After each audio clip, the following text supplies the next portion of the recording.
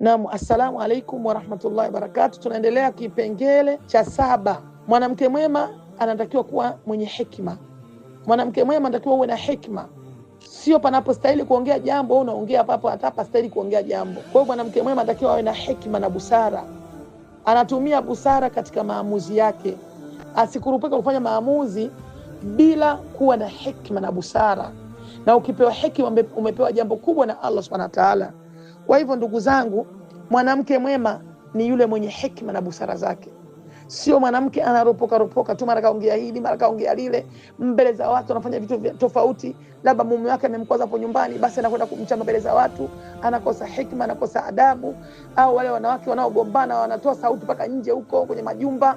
Umeona wazee wetu wa zamani, hata alikuwa akitoka akipigwa na mume wake, anatoka ana nundu, anauzwa vipi, anasema nimejigonga.